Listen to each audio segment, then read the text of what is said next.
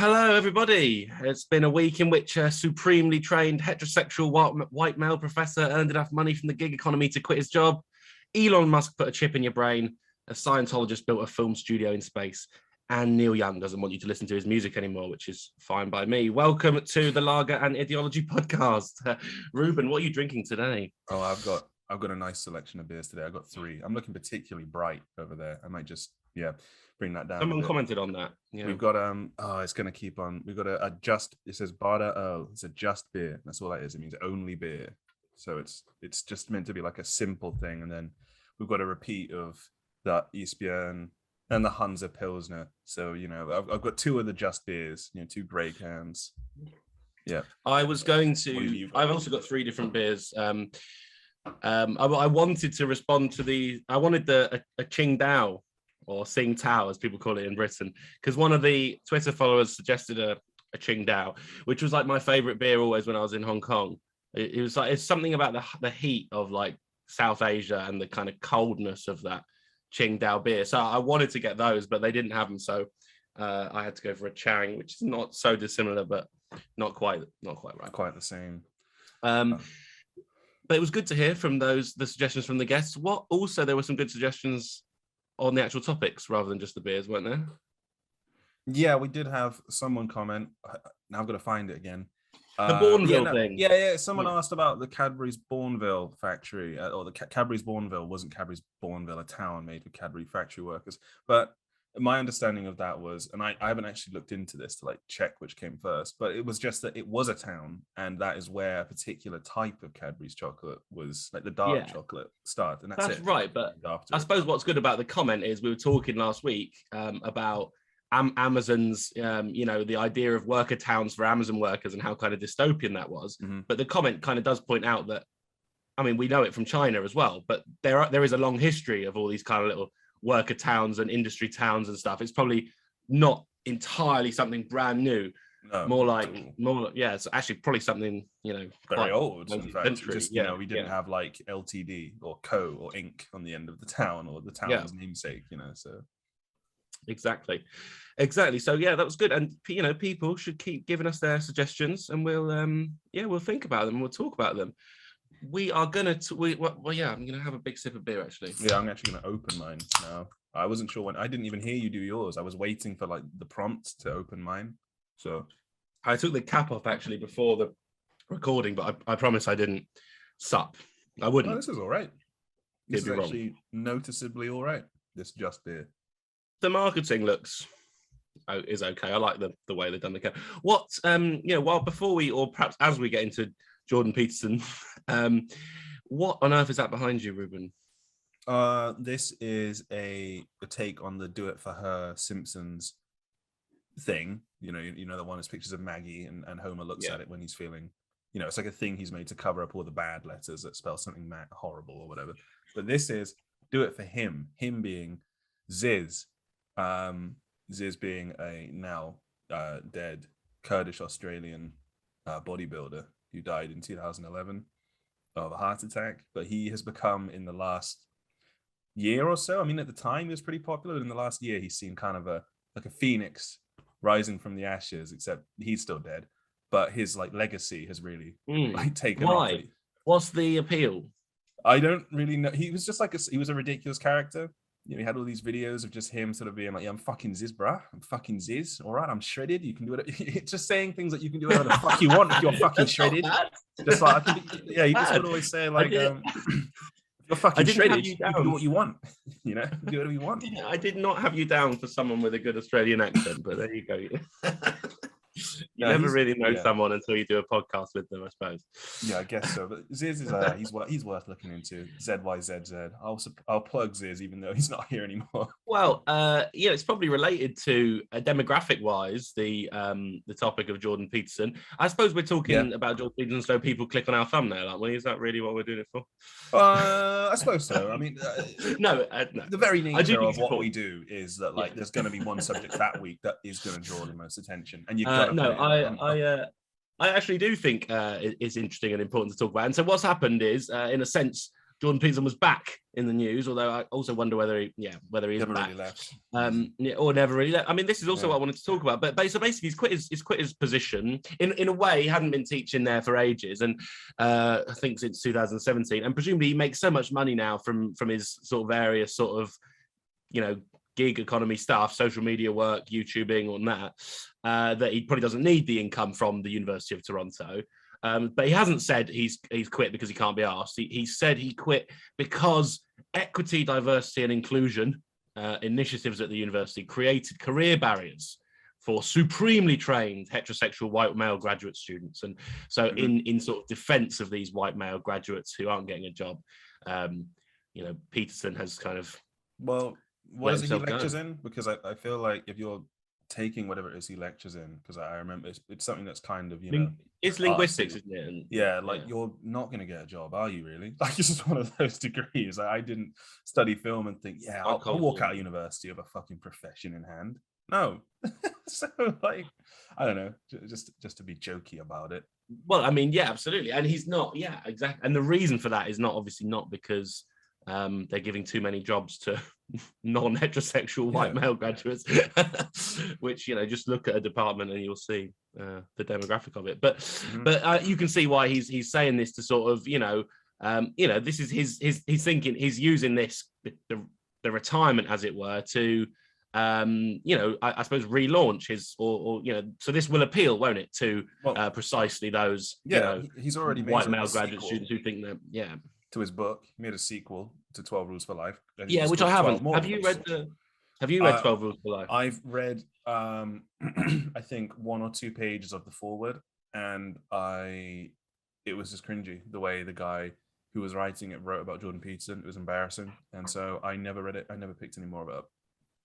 I mean, I think, well, listen, I think I'll ask you, because would you say your age, your demographic is pretty much precisely the sort of target? It's anywhere from, like, I guess at this point it's probably bled down to certain 16-year-olds as well, but 16 to like 28 maybe at oldest. Maybe it is 25. Maybe it's sort of like around me that is the cutoff. Maybe 16 to 28. I'd say something like that too. And so, but so you didn't read much of the book, but did you? When did you first encounter him? You've watched a lot of videos on YouTube, I watched some videos of his. I have actually listened to a couple of his, like the Jordan Peterson podcasts, which are just recorded lectures, and sometimes he'll do an interesting subject, and it just is like listening to a lecture. And that's just one of the only ways I happen to know how to find that kind of content. I couldn't think of another way, because I'm not aware of that, because I quite like just listening to a lecture. So that, and I've seen an interview he did with a British outlet. Might have been GQ, might have been, I don't remember. I mean, that was the famous one, maybe. With the female, a woman was interviewing him, and and this is where he did the pronoun thing for the first time, and I don't really remember what he talked about, but I just remember thinking that she and who she was representing didn't really do a very good job of like pressing him. Right. Well, that's an interesting point. I mean, one of the things that explains his popularity is how much the people around him in that established liberal media struggled to kind of, correctly and argue against those views and sort of prove them to be wrong. Where yes, exactly. That's a really important point. And this is the whole dad thing, right? The JP dad, that he is this kind of father figure that goes right to that demographic of who it appeals to and so on. But when that fell apart, what you saw there, and it goes back to what we've been talking about the last couple of weeks, I think, when he debated Slavoj Žižek, he was totally schooled. Žižek totally destroyed him in exactly the way that, Peterson's YouTube following say, Peterson destroys feminist in Takedown, but and Jordan Peterson was actually almost bashful. I don't know if you've seen it, but he kind of admitted that he'd been sort of argued down. That's why people like him, because he's so just like, hello, yes, I'm sorry for arguing. That's it. He feels like silly or something. When he's wrong, he's sort of like, okay. Fine. No, and I think, now it's an interesting moment, I suppose, to sort of look back on what he means and so on. Clearly it shows that, there is a sort of massive demographic of people who who are crying out for something to believe in and explain their situation. This is my real ultimate take, not a very complicated take. But, for example, it runs right from the beginning to this point where he said that, the problem with the uni is that it's got too much diversity drive. Now, that's bullshit, obviously. But what is true is people can't get a job because of capitalism and because of the kinds of unequal structures that our society kind of has. So, but what Peterson does is it allows people to feel that it's because of, something to do with something external to them or masculinity as well. Something external to them, which is easier for them to like attack or relate to, I guess, to relate to it. Exactly. It's much easier to say, isn't it? It's much easier to say, there's nothing I can't get a job because they're giving it to all the blacks and the women. Exactly, precisely. Whereas to say you can't get a job because we need to fundamentally reorganize social life, that's much more complicated, and so it appeals on that level, and that's still the sort of jube he's banging. Do you know what a jube is? It sounds like some kind of instrument. It's created by Dion Dublin, the Birmingham football, the Brummie footballer. It's bloody bizarre. I recommend anyone to this is one hell of a topic. It's a massive segue. But the jube, I mean, just look on the website for Dion Dublin's jube. He created. It's hilarious. Dion Dublin. He sells houses on TV and stuff now. He's created this thing. It's like a drum. It's like a square drum. It's a cube drum, a drum cube, a jube. And oh my God, it's one of those. Anyway, it's one of the most embarrassing. Nothing to do with Jordan Peterson. No, it's not. Apart from that, he goes. This is the drum he's banging, and his drum is as pathetic as Dion Dublin's tube. So in that sense, it works. But my actual concern about this, the Jordan Peterson is back thing, and then you've got people saying it's a pathetic kind of return, and that is true. He's not going to probably get to those heights of popularity and sort of media focus that he was, although he was covered in almost all of the major news outlets in the last few days. I think that the thing here is he's here to stay. Even though we know, a lot of us know that those ideas are stupid, there is enough of public opinion that wants that kind of rhetoric. And, this is years now. I know people that kind of do he says some good things. And it's like, but what about all the like kind of silly things that he says? No, that's fine because he says the good things, or they don't know enough about the sort of like we were just talking about how, he says that it's because of diversity quotas, that's why you can't get a job. But I don't even understand like his stance when it comes to say like capitalism is, I don't even know if he really directly ever takes that much of a stance. No, he doesn't. This is it. Yeah, this is what's missing in his whole argument. That's the thing. It's I don't even know. There's like a whole just chunk missing. The middle of the story is fucked. Like he hasn't written it. Because I guess he's not interested in it then. I guess he's not interested in it. And I guess that's fine. He's interested, but he's interested much more in saying, blaming trans communities for being too woke, or blaming, black people for taking your jobs. This is, so it is a problem that it's missing, because he's missing the actual problem, and then, turning that kind of vitriol against other people who aren't actually responsible for the situation we're in.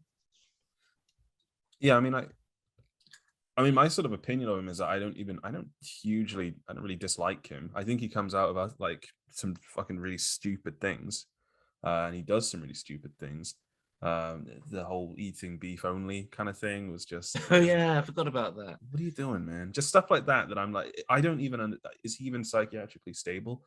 But I do see like positive effects. This is my last thing. I guess there are positive effects because of his book with the whole, come on, guys, clean your room, wash your penis, that kind of thing.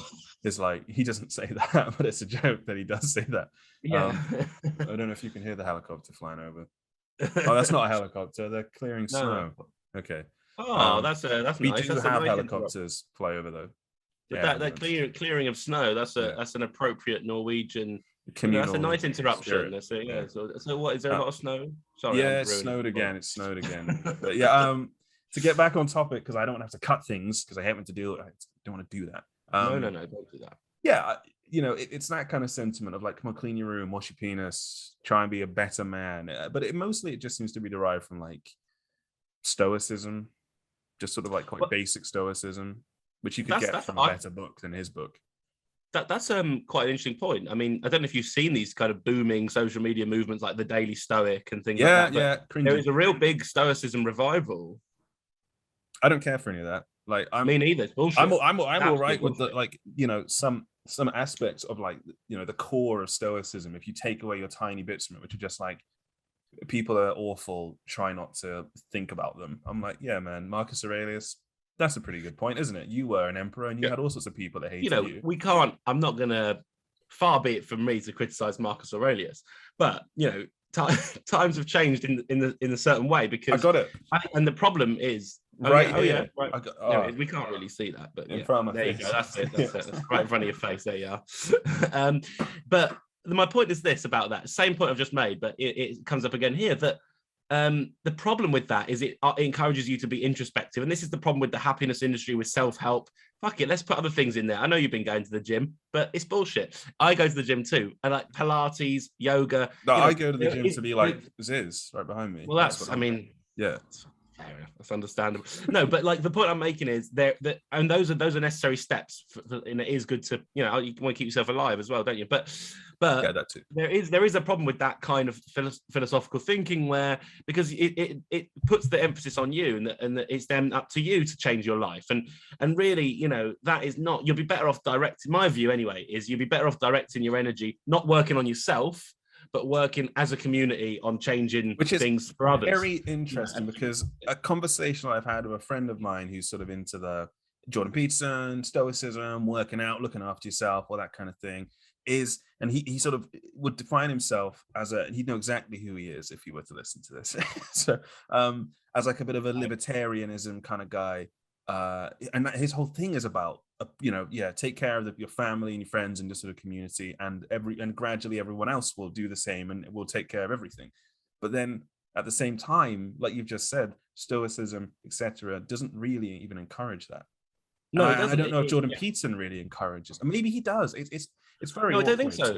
He's more in the tradition of Alain de Botton, this other sort of moronic, sort of self-helpy type fake philosopher that was popular in. It's different generational. Like Alain de Botton was for like my parents, what Jordan Peterson is for like your age group.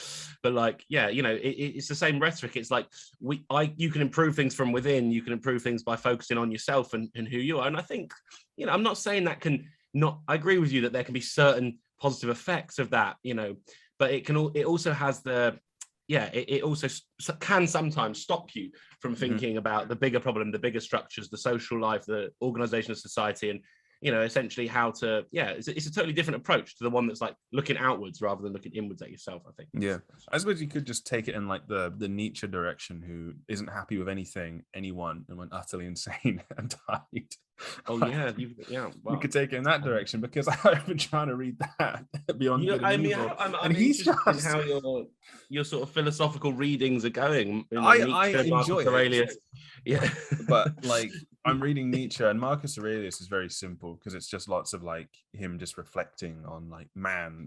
You have chosen the sort of edgelordy type philosophers, you know, rather than sort of, you've not gone for your standard sort of. Well, I asked you, where would you start? And you said, that's a good question. And then you didn't answer.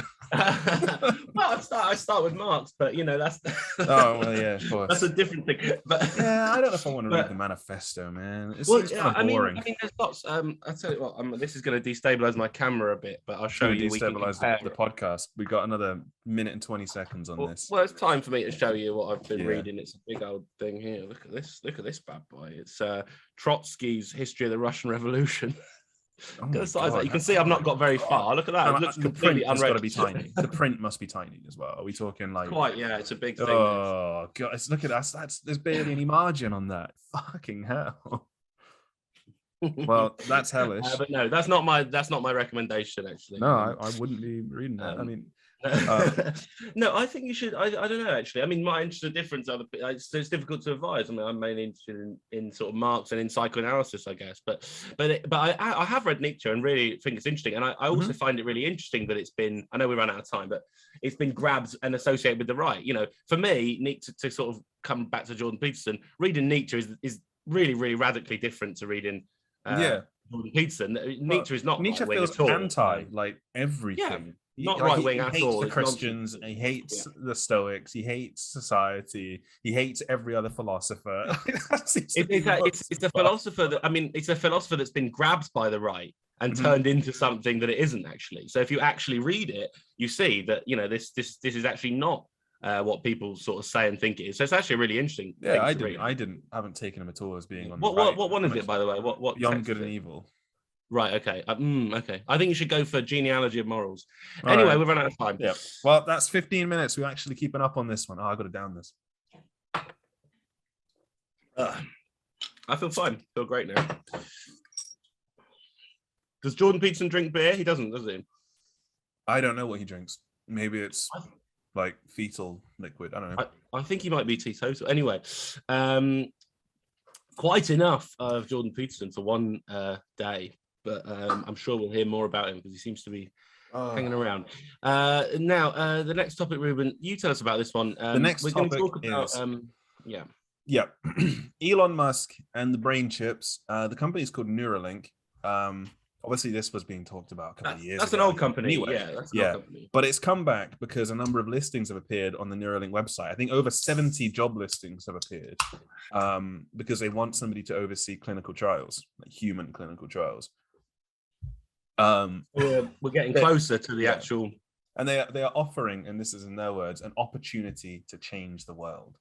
And I don't like that kind of phrasing because it's like, yeah, but what if changing the world was a bad thing to do, guys? What if that was a bad idea to put a chip in your brain that can play Spotify directly into your brain?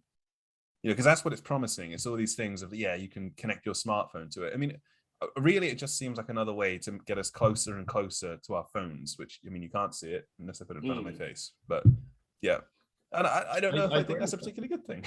You know, I mean, I'm not. I wonder if Dion Dublin could apply for one of these positions and see if he could. Maybe the Jube could be sort of, I don't know, Bluetooth directly to your brain or something.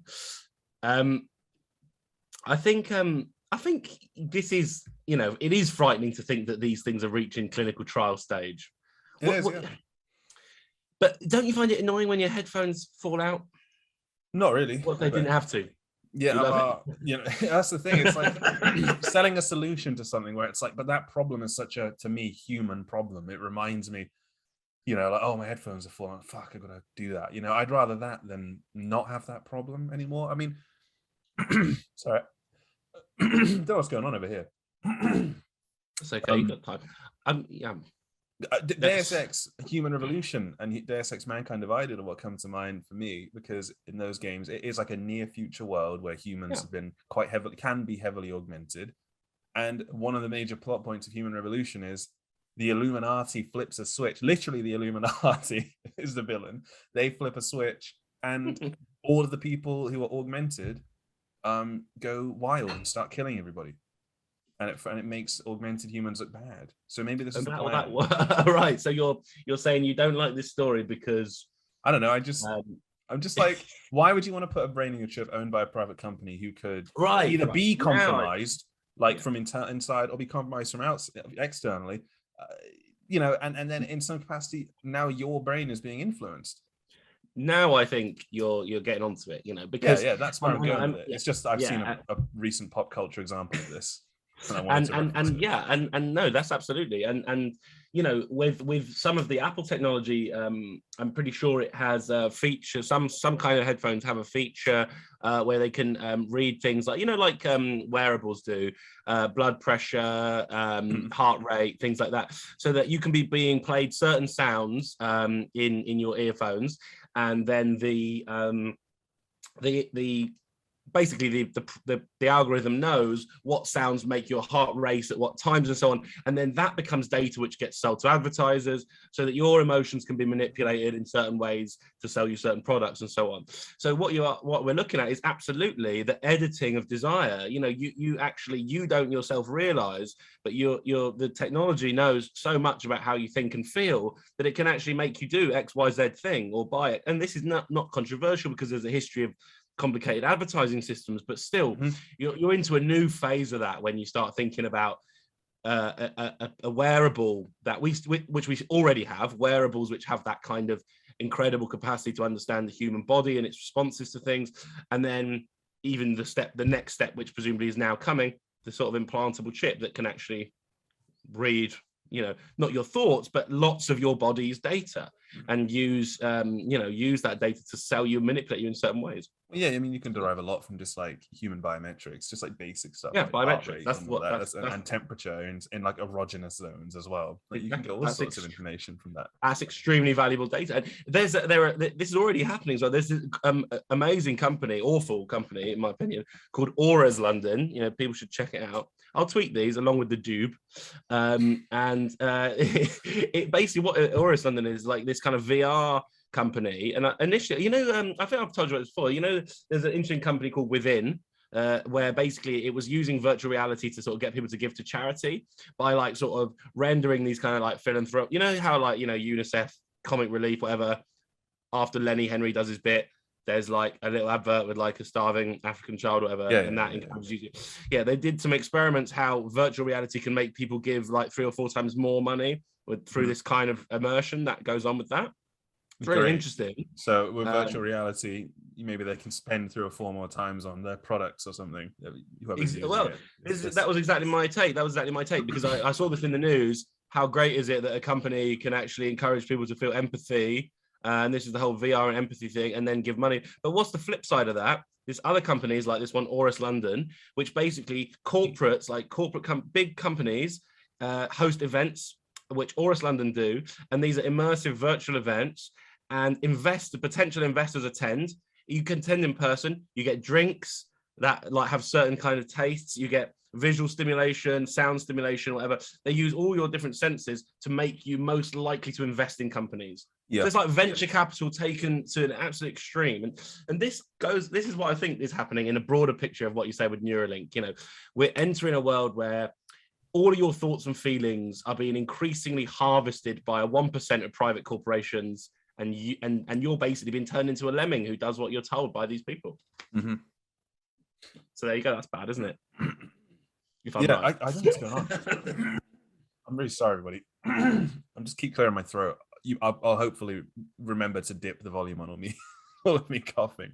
But yeah, you just said a lot of words then. And I was listening. And sipping my beer. And I was thinking, okay, kind of got to pace my beer.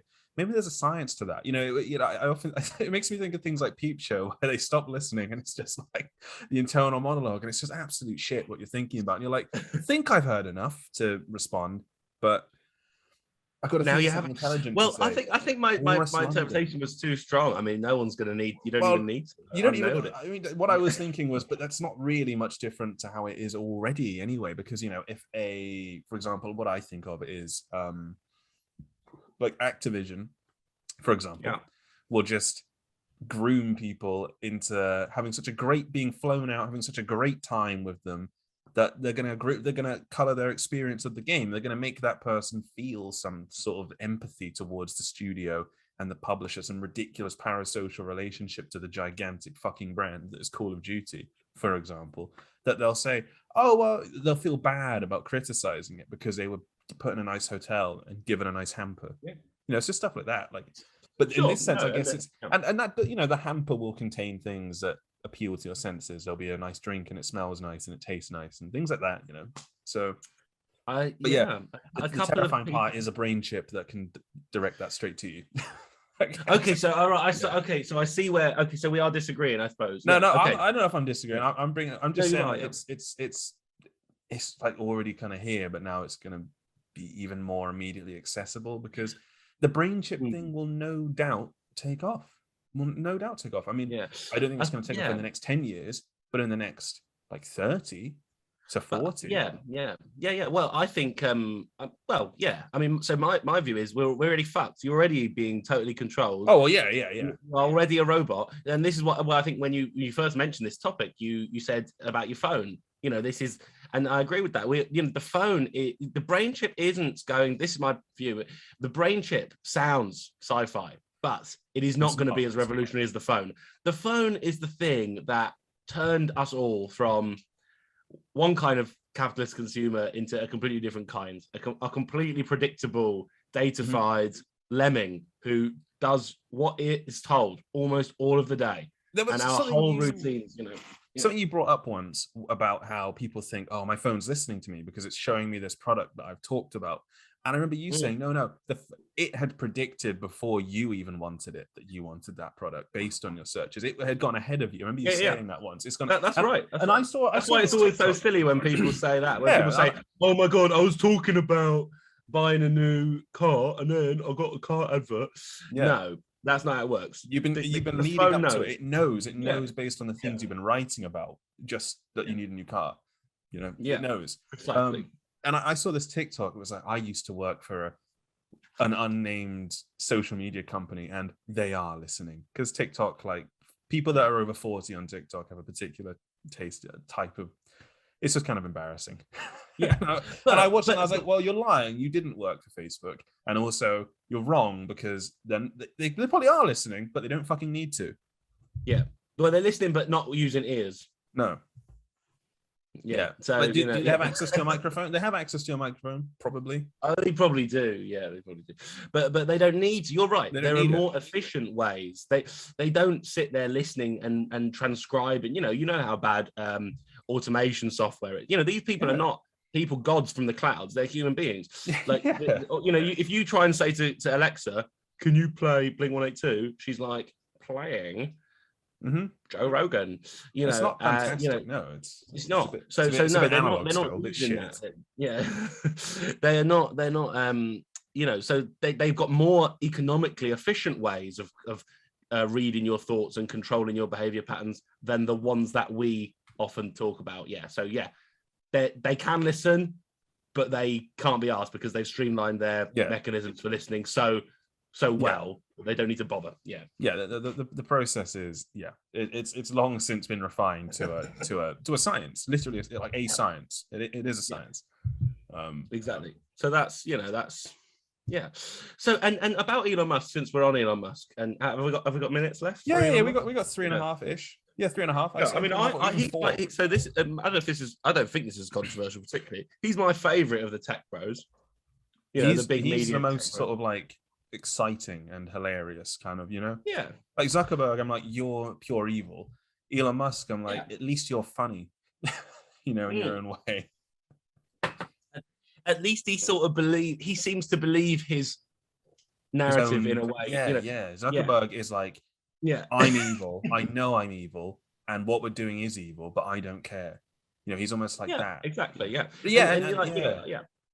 Exactly. The roboticness of Zuckerberg, like, it's almost like, it would not really surprise me if it turned out that he was the first sort of fully functioning human robot or something. Yeah, like, it's crazy the manner in which he's like played up to it, because we have a whole fucking film, The Social Network, where Jesse Eisenberg puts in a great performance. But he's not really playing Zuckerberg, is he? He's playing a normal person. Agreed. A normal-ish person. No, I like the film. Don't get me wrong. I think it's very good. I think that there needs to be another Facebook film about the same story but done in a very different way. Yeah, maybe with like Arnold Schwarzenegger playing. Not funny. Rubbish joke. But for Musk, at least he seems to have this kind of genuine madness, and it's different again to one of his other sort of space race rivals, Richard Branson, who's obviously a totally different generation, but he's sort of distrustworthy in a different way. But his personality is stronger. He's always built his career on the basis of his personality, as well as his sort of this sort of entrepreneurial capitalist, but also a personality. But Musk is different. He's madder than the others. He's like Hank Scorpio in that Simpsons episode. He's like the supervillain that Homer starts working for.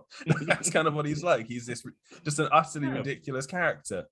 But I don't follow him on Twitter because I find his tweets kind of annoying. But I see them. I haven't got him like fucking blocked or muted because I don't care when they show up. But I don't want to be actively exposed, for example.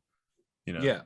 And like he's done funny things. I make an EDM track called "Don't Doubt Your Vibe." Made that in like 2018. That was funny. That was a funny little thing, and I remember. Yeah, that.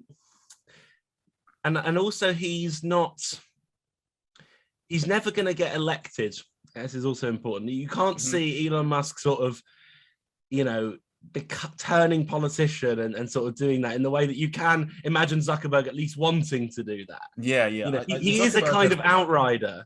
Yeah, like I mean Zuckerberg has blown it with the American people, I think, already, because he's too weird. He wouldn't play well with audiences, because they'd spend hours teaching the thumb movement where they do that. And of course, just to sort of quickly connect these two topics, like he's precisely the subject of Jordan Peterson's kind of white male privileged heterosexual student, the whole, which you see in The Social Network, don't you, the way this all begins from this kind of burgeoning sort of startup class of sort of wankers who kind of just like, they don't so much hate women so much as they don't even think about the effect they're having on these women. That if the timeline was slightly different, Zuckerberg would have absolutely loved Jordan Peterson, I'm sure.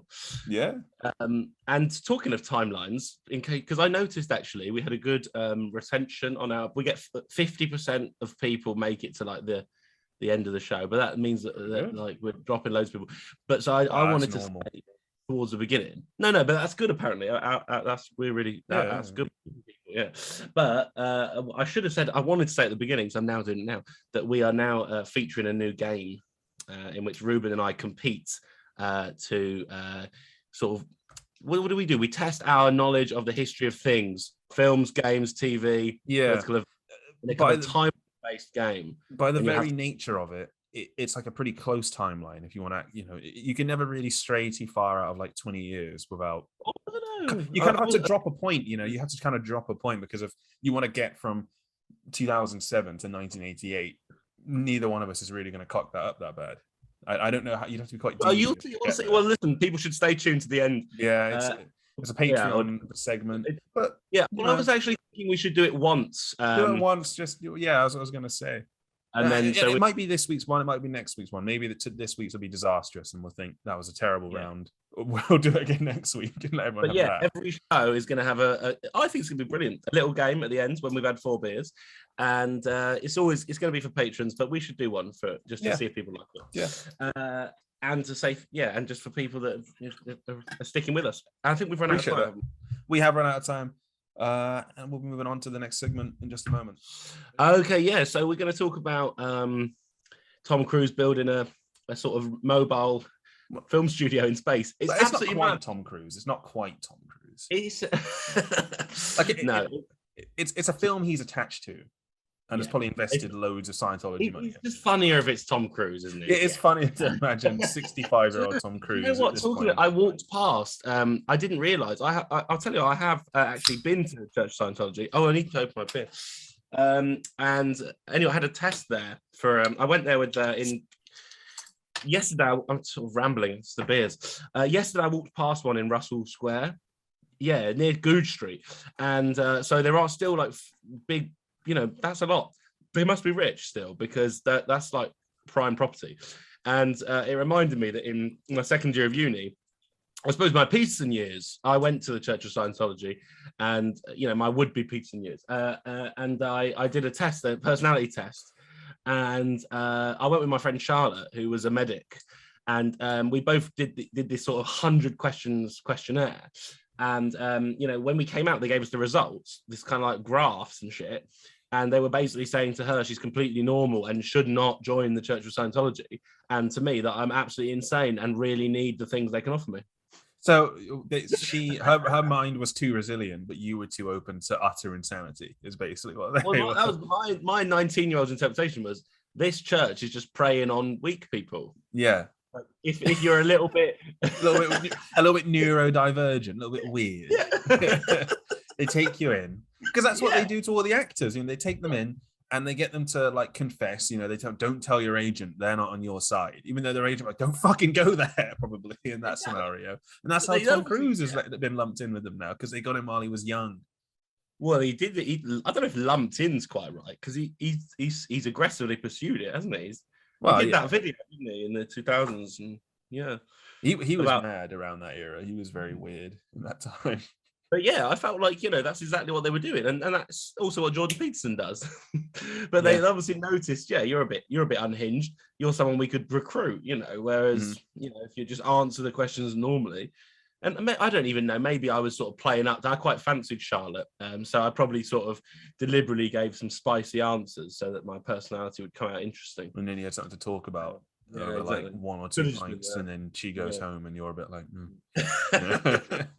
yeah, those are the days. But I just want to touch on, we're calling like the age of like 18 to 23 now, like the Peterson years, are we? Well, like Adrian Mole, Adrian Mole Diary, sort of third one. That's good. That's quite that's quite good. Use that for the trailer. Maybe we use this for maybe that's the name, the Peterson years. Yeah, I think that's that. And that bit about Adrian Mole should be the trailer. I was just tweeting, but yeah, from about the Jube. What am I doing? Stop with the fucking Jube. I looked it up. I looked up the Jube, and I was like, that's just shit. Like, is it even that funny? I don't know. It's a box, and when you hit the different sides of it, it makes a different drum noise. So it's like a set of drums in one. This sounds like something for 4-year-olds. It sounds like something for preschool and primary school children, like learning about, like they're getting their like basic understanding of like interacting with objects. When I hit this, it makes that like sensory experiences for children. That's what it sounds like. It does. It really does. My mum would use that. My mum should get a Jube for her school. She's a teacher in a school with extreme learning difficulties. They do a lot of sensory stuff. They should get a Jube, I'm sure. Anyway, the topic is really about whether this is actually, they are actually building. They are thinking of using a spaceship as a film studio. And no, to me, it's not only that. They want to attach it to the International Space Station, a beacon, a bastion of human achievement across all nations, or all the big ones. This thing that we've done, this science project we've got out there in the orbit of our planet, and they want to attach a fucking film studio to it. Yeah, and this, do you know what this shows you? In my view, this shows you that, all of that human progress is just a bullshit about making money and capitalism and so on. So it's all fucked. How long has it been fucked for? Yeah.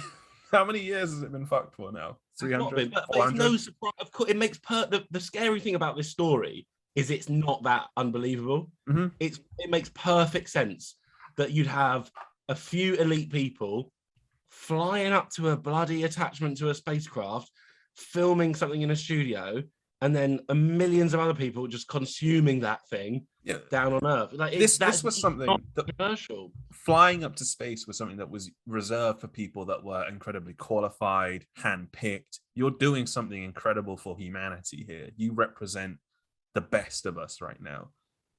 And now it's just like but Tom Cruise is going to make a space film. If somebody is listening who works on this craft, we are more than happy to fly up there. I don't really want to go to space. I don't even like planes that much. Does it take a long time do you think does it take weeks to get there, or do they just nip up? No, up to orbit. It's you pop up, pop down again. You wouldn't. I mean, as long as we can take our 4 beers, then we'd be all right up there, wouldn't we? Can you? I don't know if I'd want to go up to space, You know, I feel like the coming down again part would be quite scary as well. I don't particularly want to go, but I'd go because I feel like we'd get more, like people would listen to that. Yeah, we went to the International Space Station film studio. We went to, what would they call it? Like a Hollywood play? Like what's a space term? Like, well, this is one of the other things I wanted to say about it. Like, why do people want the thing here is that the bigger sci-fi is that, the thing that sci-fi is about. This is really weird. This is like something from a sci-fi movie, but actually it's not, because you're saying we're doing it. But humanity never seems to learn from its own like art. We never seem to learn, like when one of us writes something really good or makes something that's like a cautionary tale. We're like, tell you what, let's do it. That is exactly what I was thinking. Like, what they're going to do, they're going to go up there and make a movie about how shit space is, or how much that's damaged the planet, or whatever, or how, so that just seems so weird, doesn't it? Like, the only thing that could make it right for me is if the film they make up there makes a ridiculous sum of money, which it will, 100%. I'll go watch it. I'll go watch the fucking space movie that was made in space. And then they donate like half of the fucking like profit to something which repairs the irreparable damage they've caused a little bit. There isn't. But it will never happen. It will never fucking happen. So it wouldn't happen, and you couldn't be like, let's go to space and then plant trees or something. I mean, maybe. I mean, all we have to like hope for at this point, because microplastics are filling up all of our glands and shit. So we can't even, male testosterone is fucked, and we can't even make sperm anymore. So all we have to hope for is like that maybe, I don't know, we come up with some kind of thing we can put in the water that eats all the plastic but doesn't eat us as well, or something, and doesn't eat all the fish. That's a good idea. That's all we can hope for at this point. Dragons. Oh, you should. Is that your idea, or that's I mean, I don't even know if it's like sort of like chemically possible to be honest. Dragons Den with that, couldn't you? Yeah, but actually, okay, I've got fuck all, but here's a really basic idea. Do you know anyone that could do it, guys? Fish, right? It's a fish. It's a robot fish that eats plastic. It eats the microplastics. Eats all the micro ones. Yeah, because we can fish out the big ones, but not the micro ones. Right? Yeah. All right, I like that. Making with the money they're going to make from the space movie, they can definitely make a robot fish that eats micro. Or they're not going. They can make the space station bigger. Yeah, that's more likely. Or be like, we're going to Elon Musk at this point will be 3 or 4 years into his like planned sort of manned trip to Mars, and then they'll be like, right, can we send a film studio out as well with some actors in it? And he'll be like, yeah, guys, you can do it. I don't know how he sounds, Elon Musk. I can't remember how he sounds. You can't do an Australian and Elon Musk in one episode. But but yeah, exactly. That's completely right. There's going to be a champagne bar up there before there's a plastic eating fish, which, I mean, our future is more likely going to be the children of men future, where we become infertile as a species. That's more likely, I think. Are you particularly worried about that? I got to be honest. I feel like humans will always find a way to shag and make more children. I think that's pretty much a given. I wonder if the sort of fear of infertility, especially among young men, is also part of the sort of Peterson rhetoric. Like, would that be difficult to deal with because being a virile man is so much of a sort of young part of sort of young masculinity? I would hate to think that I couldn't have any children if I wanted to. That would bother me. Me, I think, personally. Would it? Yeah, I think I'd be a little bit like, fuck's sake, what if I wanted to? Because I don't like having something taken away from me before I've been able to decide. Oh, I see. This is just because I don't think I do want to, but I'd be irritated on principle. What's your main sort of rationale for not wanting that? Is it because because there's already enough. Don't want to bring them up in the children of men future. Well, there's that, but there's already. It's like there are a lot of human beings on this planet, and like I could adopt some sad, poor fucking child and give them a good life before I could bring some creature in. Because to me, it's like a vain project of like, oh look, the little thing looks a bit like me and the other person who I made it with, and it's like that's great, I get that, but grow up. Yeah, I agree with that. I would definitely like to adopt. I can't see myself sort of achieving anytime soon the sort of family stability that would be required to be a good adoptive parent. But if I do find myself in that sort of situation, I'd definitely like to do that. Give them the high life. Anyway, how long have we got? Because also we haven't plenty of time. Oh, really? How long? We've drifted a bit from the Neuralink, but I think we should still talk about the Neuralink. We got 9 minutes, but we were still meant to be talking about 9 minutes. Oh no, I started the countdown a bit late. Sorry, we've got more like 5 minutes, a bit under 5 minutes. The space thing. Yeah, right. No, I got confused. But yeah, so I think 5 minutes for the old space. Yeah. Well, I suppose. I mean, yeah. Are there 5 minutes of it? Because is it just a really simple is this just actually something really simple? This is how stupid we are. We are honestly, people are. I mean, I know it's like sounds like Michael Jackson saying, but people are literally starving. Whom I love, by the way. But other people are making a movie studio on space. You're really trying to sneak in a Michael Jackson subject for one of these podcasts. You want someone to respond and react, and I've drawn attention to it, so it's even more likely. I'm not going to do Michael Jackson now. I have my views on Michael Jackson are so controversial. I think that they'll get us. We need to establish ourselves as a podcast. So YouTube can't easily swat us away for talking absolute bollocks. Yeah. Okay, we can wait then. Michael Jackson can be laid to rest for a little bit longer before we bring that one up. Yeah. But but I think what I'm trying to say is it's quite simple, isn't it? What's happening here with this space business? It's absolutely insane. We can all see this is not the way to spend any money, corporate or otherwise. And the fact that a space station that's government funded, like, I mean, why the fuck does NASA exist? Like, it's fucking nonsense. And also, I'll tell you what we should talk about for the next 5 minutes, or 3. The fucking moon landings did not happen. I know that for sure. And NASA is a con. You know? I'm sure the moon landings did happen because it would have been just as difficult and expensive for them to not happen and to fake it as it would have been to just do it anyway. No, it wouldn't, mate. I think if you look, you can see the flag. You can see it on the moon with a powerful enough telescope. It's just not the moon. And your video editing skills, I would have thought you'd have the opposite view because your own. No, that's one of my things. I'm sure that the moon landing happened. I'm sure it didn't. It didn't. It definitely didn't. But because there's one like. I've seen all the shows and stuff about the different arguments. I think a lot of them are valid, but the main thing is just that look at that. It is not the moon. It's absolutely not the moon. If you just look at the video, so of them on the moon, it's just not the moon. It's just not. Like, you can just see. You don't need to say, look, the flag hasn't got the right amount of gravity. You don't need to say like, oh, look, the guy's walking too fast. Because a lot of that's been refuted. The flag thing's been refuted because it was just, the flag staff thing was broken. But I tell you what hasn't, one of the things that hasn't been refuted is the fact that they said, now we're on the other side of the moon or whatever, we've walked 5 miles or whatever, and you can actually see that they've got the same props, like the same potholes on the moon and stuff. So their narrative is nonsense, obviously.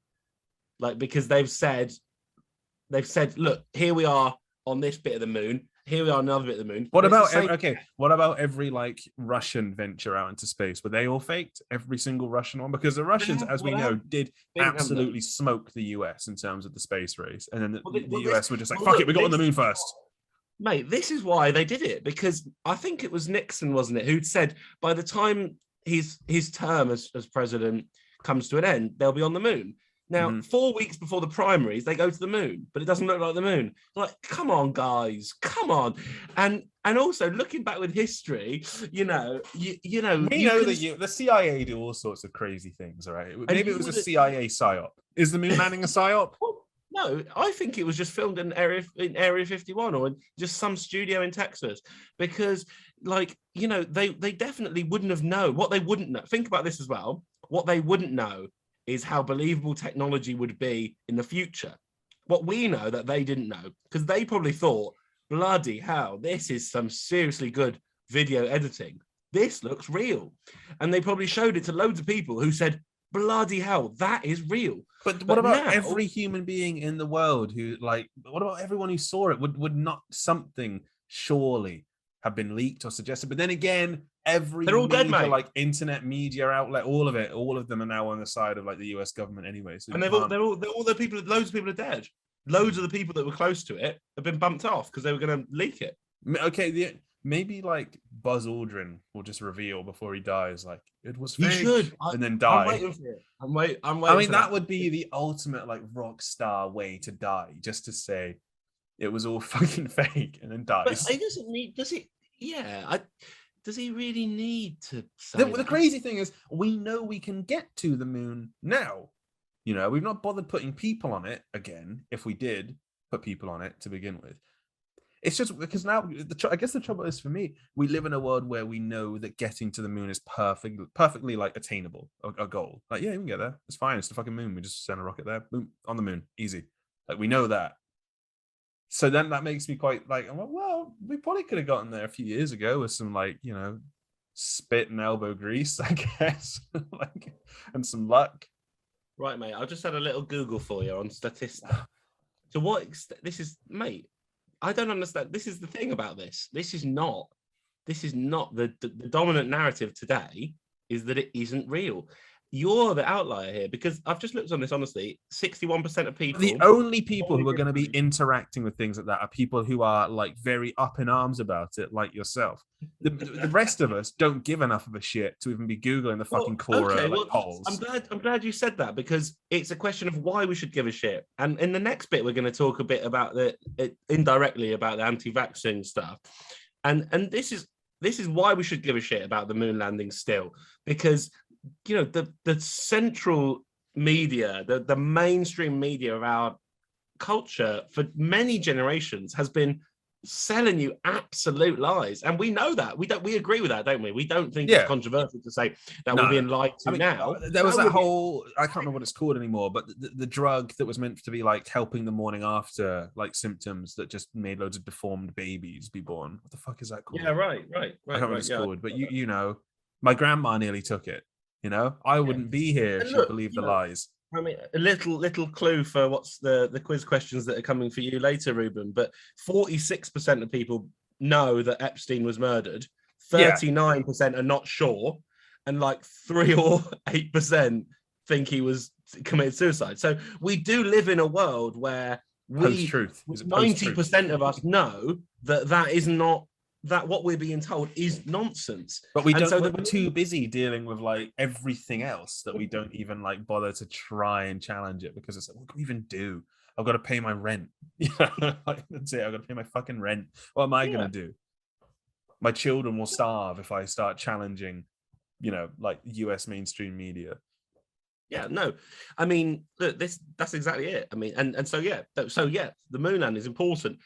This topic is about the moon landings. We did well. We pursued that topic about fucking a factory, because in a way that's full circle, isn't it? We had a studio, a film studio in Texas that pretended to be the moon.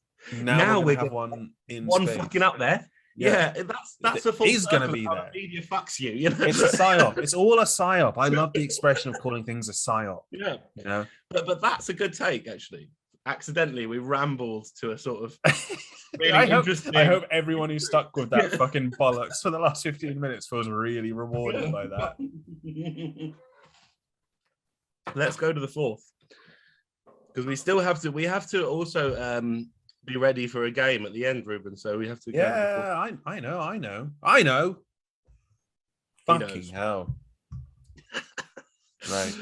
So what's gone on? But on the last subject is who introduced the last subject? It was me, wasn't it?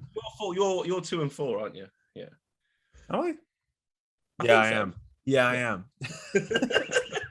Okay. I need to finish my beer. There's loads of it. Yeah, you've got huge, but you've got the 660 mil fuckers. Like you've got a whole like extra drink by the end of it. I thought I'd be fine, but I really am not getting it down quick enough. It's hard, right? So our fourth subject, while Alfie finishes his last beer, Neil Young has declared that Spotify must take down his music if they are to continue to allow Joe Rogan to have his podcast on Spotify. And I'm pretty sure Joe Rogan has like an exclusive deal with Spotify now. It was a few years ago, because Joe Rogan spreads, in Neil Young's sort of words, misinformation regarding the virus, regarding vaccines. And Neil Young, I think this is why he's so passionate about it, is a polio survivor, which is now something that's easily treated by like a vaccine. So he's quite upset about it. He's quite upset that Joe Rogan can be someone who knows fuck all about things, but it's just like he's like, we've got a tinfoil hat on, but it's like a tinfoil top hat. And Joe Rogan has a tinfoil hat on, and it's like a tinfoil flat cap because he's a fucking idiot. That's kind of where I'm at with it. Yeah, I'm okay. This is beer number 4 speaking. All right, this is beer number 4 speaking. No, I think at this point you can say what you like. I'm with you on Joe Rogan. I must say I haven't really listened to him, but I sort of get who he is and what it is and where it sort of fits into. He's Rogan Canadian? No, he's American, is he? No, he's an American former mixed martial arts guy, and now he that's right. Commentates mixed martial arts, and he can kick really hard and stuff, but he doesn't He's not like really The smart. reason I was asking that is I wondered if there was a sort of Canada angle, because obviously Neil Young's Canadian, and so is Peterson. So I wondered if this was like our Canada episode, but it's not. No, actually, not our Canada episode. episode. Not yet. My point would be in response to what you said. Yeah, Joe Rogan, probably sort of discernible idiot, but is Neil Young just as much of an idiot? Given possibly, that's the thing. I don't know a great deal about Neil Young. The trouble is, and it's like a subconscious bias, because Neil Young is an old guy, an older name. Like my grandma likes his music, so to me it's like he was part of Buffalo. He's one of those guys. He's been around forever, and he's made a few good songs. Like For What It's Worth. What are they? For What It's Worth by Buffalo Springfield and Harvest Moon. Those are the two songs of his that I know very well. I like the song Harvest Moon. All right, and I like the song For What It's Worth. So, For What It's Worth. You're going to get any arguments from me on that one. But what I like about this story is that do I like this? What I recognize in this story is platform accountability. So people with influence saying Spotify must decide whether or not to platform X, Y, or Z. Mm-hmm. So that's what I like about it. What I don't like about it is the idea that Rogan might be cancelled, even if he is an idiot. He won't be cancelled. Joe Rogan is uncancelable because he's too big. But what I'm saying he's almost like a Kanye West figure, where it's like this kind of idiot savant. Not that I think that Kanye is like that stupid or anything, but it's that kind of like character. He's like this kind of foolish character. He just says shit and has crazy beliefs. I think that's right. But my point isn't that Rogan's going to be cancelled. But what does that even mean, cancelling? But the logic of this, cancelling isn't even real. The logic of this is that somebody's there's going to be and it's nonsense. Obviously, a major app I'm almost surprised to hear myself sort of defending this, but like Spotify has to host the Joe Rogan Experience, obviously. It's one half of the same coin or whatever, It's two sides of a coin. Exactly. What happens when, they don't want to do Julian Assange's podcast, which hopefully he's going to be able to one day do? What happens when, it's just not, and it's typical of a 76-year-old man to think that he was doing some good for our society by cancelling somebody sort of broadly on this sort of idiotic libertarian right. And he would actually, that is not what we need, Neil. Thanks very much. We just need to have a free speech. Thanks. I do think it's at least a fun little excursion, though. For us to have a little talk about. Because Joe Rogan, like, I don't massively care for the guy. I don't listen to or watch the podcast, and even when he has people on that I like, I don't care enough, but I know who he is, and there are some funny memes and jokes around him, so that's kind of my takeaway from Joe Rogan. But I mean, the way it's been put to me is by, again, someone I know who listens to it. It's kind of like, if you're taking your opinions from Joe Rogan, like, you're a fucking idiot, like, I listen to it. And I enjoy some of his kind of like feelings towards things, but it is like this thing of what, he was saying, this is his words again. It was kind of like, like, you shouldn't be taking like all of your opinions from Joe Rogan. Like, that's not your fault. It's not dissimilar from the Peterson opinion community, probably. But same guy as the Peterson fan from earlier. Same guy. He covers all of the bases for that kind of character, fortunately. But it is interesting. A couple of points. One is that you've mentioned obviously Joe Rogan this evening. You've got some bodybuilder behind you. Previously, you wanted to talk about what is it? Logan Paul's brother. What's his name again? Jake Paul. And so what's this sort of interest that you've got in these kind of masculine guys and their political? Because Jake Paul and Logan Paul. I don't even know how I became aware. I think I was just because I looked at Twitter. I was looking at Twitter more because of us doing this podcast. That's the only reason I saw the Jake Paul. That's the only reason I saw the Peterson thing, is that I saw it trending, and I was like, "What's he doing? Why is Peterson trending?" Well, this is something we should be aware of, because what shows up because it knows. It's because it knows that I'm interested. I'm not more like it's personalized now. You obviously in the old days, Twitter's trending page was sort of universal. Something I do like is that the Lager and Ideology Twitter is a bit weirder. It's a bit more general because it hasn't worked anything out. So it's just like Boris Johnson, Ukraine, Spotify, Twitch, and Zoom. Those are all trending right now. That's good. Follow us on Twitter, everybody, at Lager_ideology. Yeah. But on my own one, it's slightly different. It's Spotify, Titanfall 2, Spider-Man, Ukraine, Russia. For whatever reason, it's slightly different. That's interesting because you did suggest to me that Ukraine, Russia might have been one of our topics. I said it was a bit boring, but no, I was. Did I? But maybe it knew first that you would have liked that topic. Well, I mean, I don't think it should be one of our topics. I think all I remember saying about it is that I just think it's there. No, it could have been. It could have been. It's just the US and Russia justifying their own massive militaries and swinging dicks. They're just swinging dicks. Yeah. That's it. Talking of swinging dicks and Kanye West, have you seen? You mentioned Kanye West? Have you seen that thing with Ninja from The Antworts? When it's like a day in the life at Kanye West. It's when Ninja went to Kanye West's house. You ever seen that? Ninja from The Antworts or Ninja the Fortnite streamer, because you need to clarify. No, Ninja is a rapper from The Antworts. Yeah, I was trying to think, like, his name is Ninja. Yeah. I've not seen that. House and played basketball. You got to watch it on YouTube. It's just this incredible story about like what Kanye West was like as a person. It's really, really strange. It's extremely sort of egotistical presentation of Kanye West, and not surprising that he, ran. You said he couldn't be cancelled. That was interesting. He had the Kanye 2020, didn't he? The sort of semi-fake presidential campaign, and so on. And he's somebody that fascinates me. I think a topic for another week is. I love Kanye.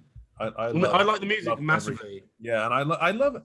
I kind of like the bloke. I love how ridiculous he is. This is definitely this is happening on the Lager and Ideology podcast, everybody. So we'll be talking about that next week. And also, have you seen the film Chappie? No. Chappie South African. I can do a good South African myself. It's pretty good. Bloody hell, South African. Because I was living there for some time, so I got that neck of that. Anyway, it's brilliant. It's one of my most that was so awful. It's one of the most interesting science fiction movies. It sort of connects all of the topics in a weird way. It's about it's called Chappie. It's by the guy who did District 9. Neil Blomkamp.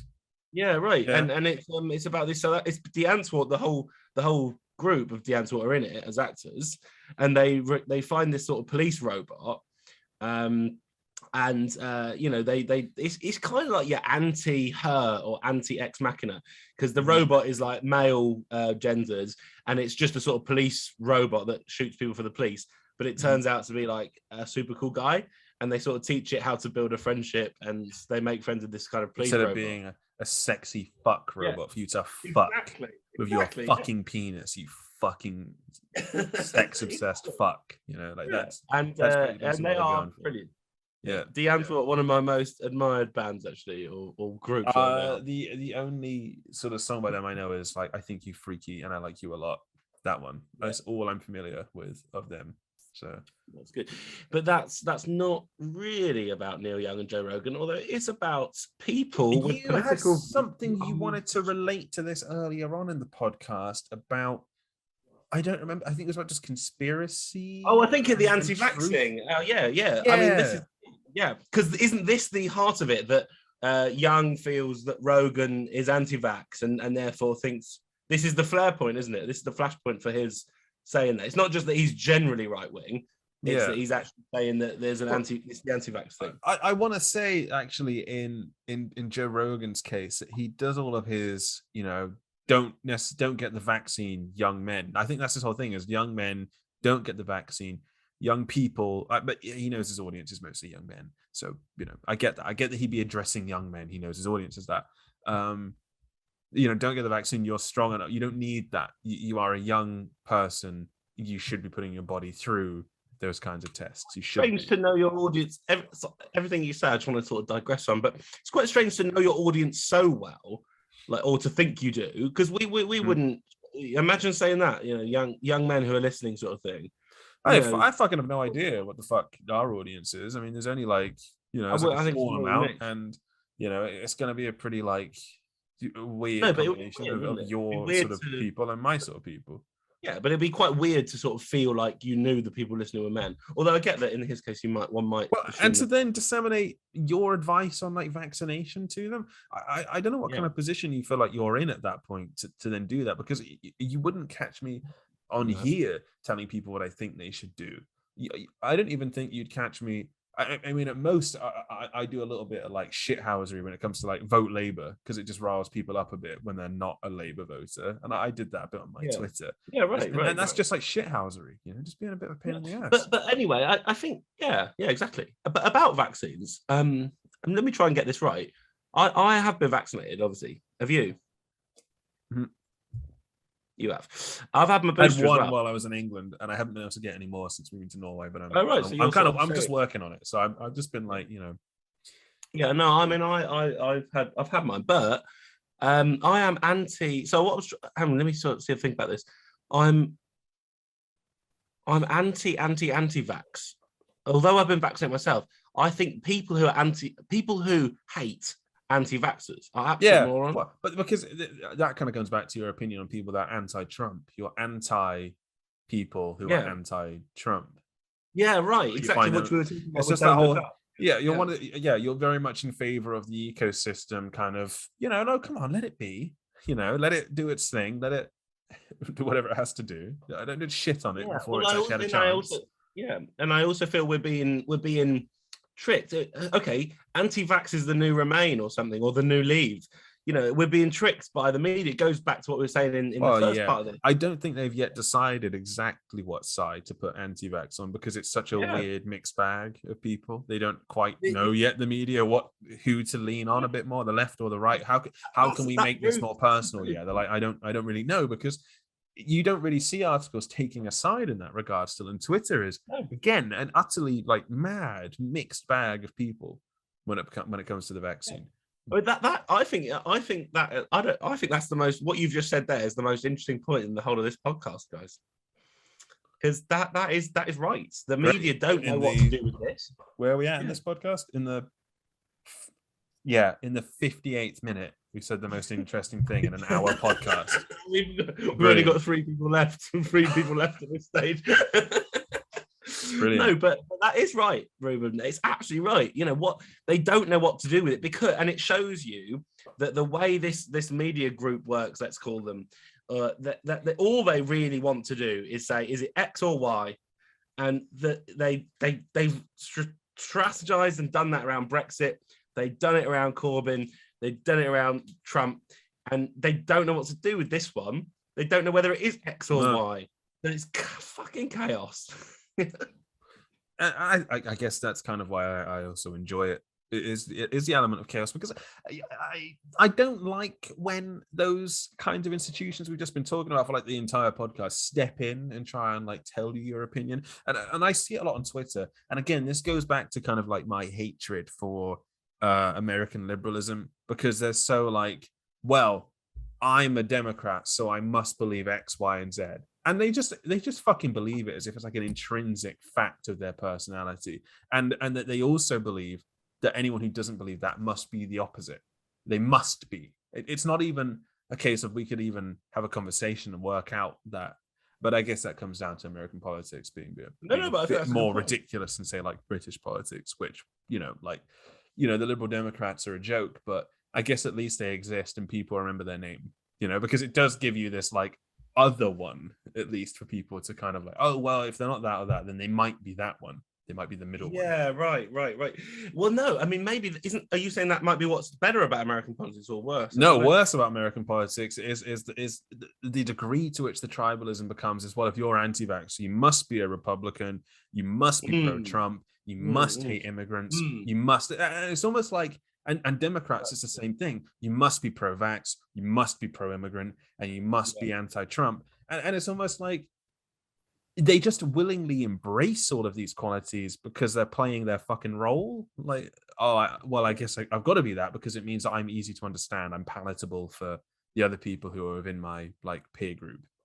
Yeah, I mean, I think that's a really interesting point. And also that, like, don't you think as well that one of the things that people are struggling with in the UK in general right now is the fact that the two sort of political parties, because obviously in America, the long history of this political strategy is to make these parties seem like the two very different things that have, and the more they can make the point I'm making is the more they can make a Republican look different to a Democrat, the better for them, because then this is how that political system functions, by having this kind of identity politics. Republican looks like X, Democrat looks like Y, and then that's whereas here it's a bit more weird. It's like Boris Johnson is wholly inept and evil, and his party is self-serving and full of assholes, and Labour are not that. Well, look, that's the only opposition they offer, is that they didn't do those things.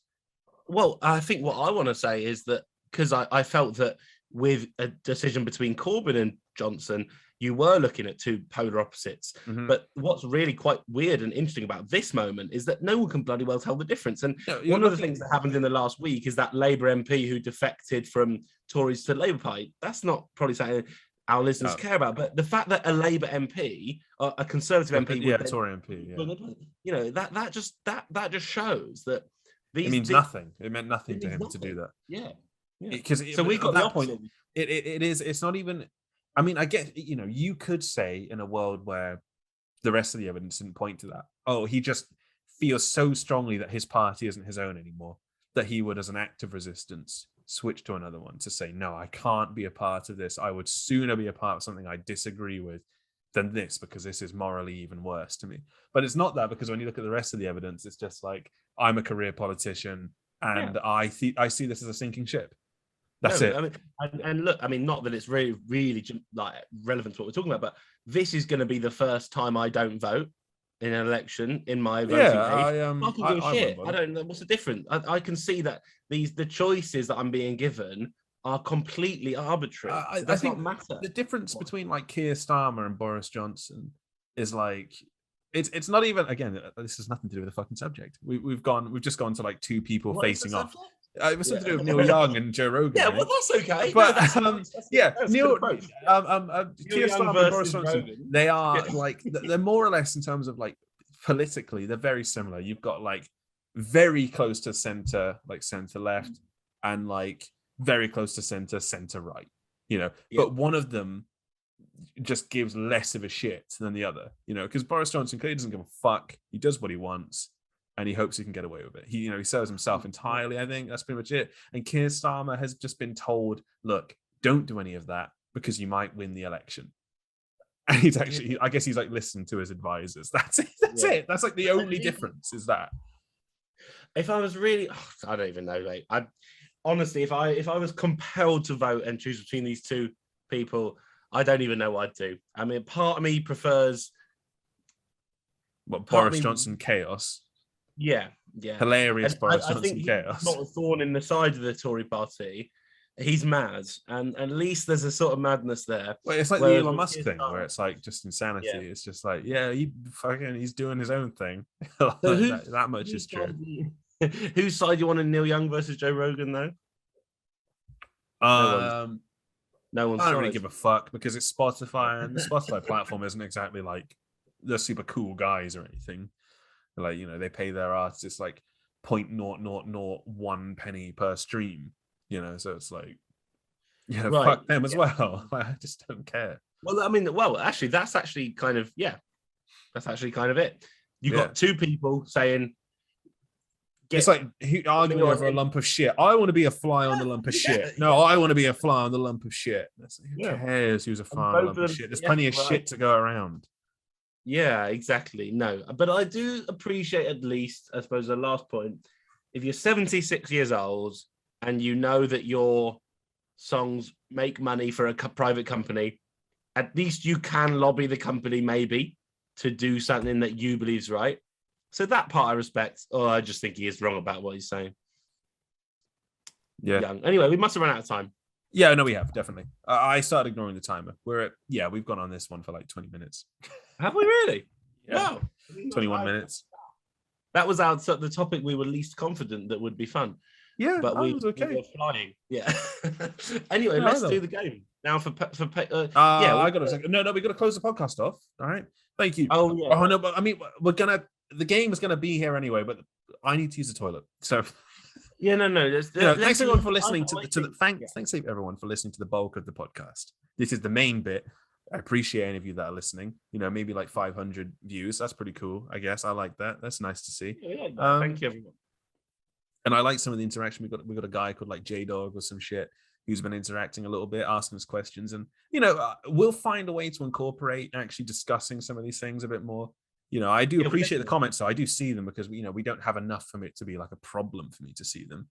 So it's still in this nice phase. I'm able to sort of read things, but not yet be able to find a way to acknowledge them properly.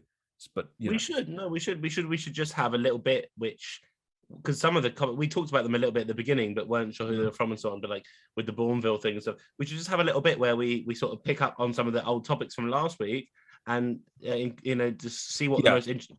The only way I could think to do it is if we were to at a certain point in the future make it so that segment 1 is like 5 to 7.5 minutes of it are like responding to some things, and we just have like a slightly smaller subject for the first segment. That's great. That's the only way I can think to do it, is to divide segment 1 into 2 bits, Act 1 and Act 2. Yeah. Or we could do 12 minutes for each segment and have a little. Yeah, but the beer I'm still keeping to 15 minutes. I'm not drinking it faster than that. Anyway, listen, go for a wee. We've got to. Thanks everyone. All the same. That's the end of the main bit.